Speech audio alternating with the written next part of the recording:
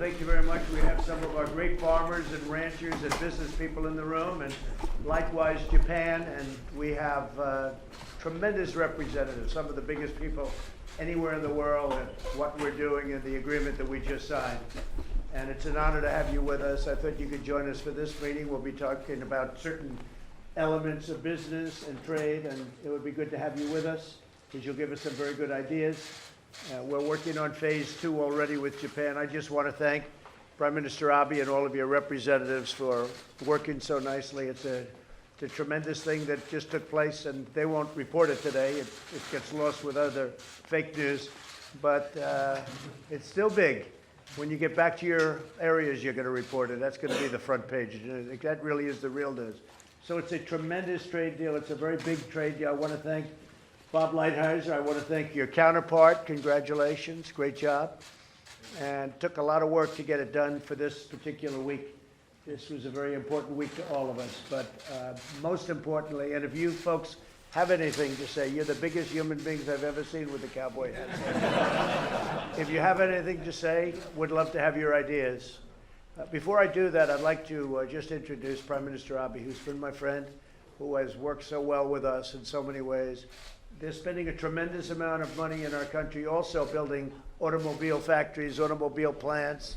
Many of the great Japanese companies, at my request, are now building their plants in the United States and Detroit and very, very many other places. We're all over Michigan, Ohio, Kentucky, North Carolina. We have many plants going up right now. Not all from Japan, by the way, but many, many plants.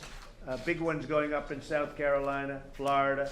It's been really amazing what's happened. For years, we didn't have an auto plant being built, and now we have many of them being built. So it's been terrific. Mr. Prime Minister, perhaps you'd like to say a few things, but I really appreciate everything you've done. It's really nice. 先ほどトランプ大統領とですね、日米の貿易交渉について、最終合意についてサインできたことを改めて嬉しく思います。Once again, I would like to share with you all my enthusiasm about the fact that together with President Trump, I could sign the Japan-U.S. joint statement marking the final agreement of the Japan-U.S. trade negotiations that we have had so far. GDP 第1の米国と、そして第3位の日本がこのような素晴らしい貿易協定に至ったことはですね、世界経済にとっても素晴らしいニュースとなったと思います。As a matter of fact, in terms of the GDP, the United States is the world's largest, number one economy, and Japan is the third largest economy. And by having this first and third largest economies coming to the table and announcing this new agreement means that we will be able to have the very wonderful positive impact on the global economy as a whole. So I do think that the newly agreed agreement will be something that we have to be proud of as the wonderful achievement. この6月にドナルドと大阪で首脳会談を行いましたが、あれからたった3ヶ月の間にですね、8件新たな米国への投資について今日ドナルドにお伝えできることを嬉しく思います。合計この1年間だけで31件に上る米国への投資が決定しました。So since our last meeting on the margins of G20 Osaka Summit back in June, within the period of the last 3 months, we have additional 8 investment projects in the United States, and I'm very happy to update you about the new status of the Japanese investment. And also over the last 12 months, we have a total of 31 investment projects in the United States. 今日ここに出席をしておられる米国の関係者、農業者皆さんだけではなくて、日本の農業者もあるいは工業関係者もそして勤労者、消費者にとってこれは大変素晴らしいニュースとなった、そして彼らに間違いなく利益をもたらすとこう確信しています。And I do think that the achievements that we just announced will bring benefits, of course, to your people, American stakeholders, as well as American farmers and others. But also this will bring benefits to Japanese farmers, Japanese industrial representatives, workers, as well as consumers. So I do think that this agreement will bring benefits to both sides. 今日は大統領とは中東情勢の緊張緩和等について、あるいはさまざまな国際的な課題について話をしたいと思っています。So in this plenary session, I look forward to having a discussion with Mr. President on the current situation surrounding the Middle East and how we can work together to mitigate the tension. And also, I would like to cover other international challenges. もちろん北朝鮮問題。 And of course, we would love to discuss the issue of North Korea. Very good, we'll do that. Do you folks, I know you're very happy, but do you have any suggestions for the future as far as your industry and your whole way of life go? Because we've taken in a lot of purchases, a lot of money is coming your way. What other suggestions would you have? Would you have anything while we're all together? 農業の代表の方々に聞きたいと思いますが、何かいいアイデアがありましたらぜひ聞かせてください。今後の投資などについてどうすればいいかについてぜひアイデアを聞かせてください。 Mr. President, Vice President-elect of the National Cattlemen's Beef Association, otherwise the big guy in the cowboy hat. Right. Thank you so much for bringing this agreement to the table and bringing us what you said, a fair and reciprocal trade agreement. What do we want? That is all that we ever want. Right. We asked for a level playing field, and you delivered that to us, and we thank you for that. And it's a great day too, we think, for the Japanese people. This will enable them to buy more American beef, more American agricultural products. Much It better offsets- beef. Much better. Not even a contest. We are, American agriculture is the one industry that can help offset that trade deficit. Yeah. And so this gives us that opportunity, gives them that opportunity. They have been our largest export partner today, even with higher tariffs and an uneven playing field. Today, you bring us that playing field we've asked for. Very good. In our world, in agriculture, making a commitment to somebody and living up to it is a cornerstone of what we do. And you've brought us that, despite what sometimes the press may say about us. Thank you. Thank you. Well, I'm glad you said that about the press. It's true. And, China is starting very big purchases also. I don't know if you know that. Yes, but very much so. You see that China's back in the market. They're starting big purchases of ag. Our farmers are very happy. Our ranchers are very happy. But that's starting, including beef and including pork. Absolutely. In particular, pork. They're buying vast amounts. So China has started that, and they wanted to let me know, and they have let me know a number of times. But more importantly, I heard from our farmers and ranchers that they're seeing tremendous orders coming in from China, so that's very good. Anybody else have a question? President, Zicky Yeah. Duval, American Farm Yeah, Bureau. sure. We just want to say thank you so much. We want to thank the Japanese people and the delegations for leveling this playing field. And what we need in the future is more agreements like this all around the world. Yeah. And fair, what we need is trade. And that's what makes rural America roll. But I want to also say to you that the farmers and ranchers of this country appreciate you standing up and for us and standing up for the American people and continue to show your support for rural America. We appreciate it. And we look forward to continuing to work with you on this. And you are doing a fantastic job representing the folks. And I will say this, the American farmer and rancher has been targeted by China, and they never once came to me and they say, sir, please make a deal, just make any deal, get us back. They never did. But I went to you and I said, how much money have you lost over the last 2 years? And it was 12 billion through Sonny, as you know. Sonny said, Secretary of Agriculture. He said, sir, last year was 12 billion, and this year it's 16 billion. And they're paying us many, many, many billions of dollars in tariffs. And they're eating it because they've devalued their currency, they're pouring money, and they've really been eating the tariffs. And we've taken it out of those tariffs, and we gave the farmers 12 billion for 2 years ago, and for last year we gave $16 billion divided up among the farmers. So they're even. I mean, I wanted to know what was the number, and that was the number. And we had, tens of billions of dollars left over. because it will be well over $100 billion pretty soon that we will have taken in to our treasury. So out of the big numbers we took back, we paid to the farmer. I don't think there's any other president ever in history that would have even thought of that. And the reason I did it is because you've been so loyal. Nobody said, oh, you got to make a quick deal. This doesn't go quick to win it. Now, China's got a lot of difficulty. They lost 3 million jobs. Their supply chains are broken up, and they want to make a deal, and we want to make a deal, and I think there's a good chance we'll make a deal.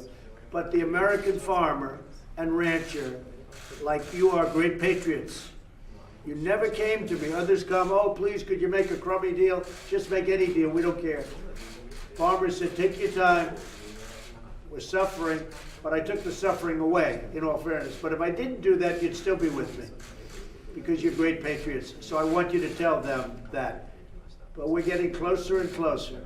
But in the meantime, with Japan, it's been a great day. Thank you.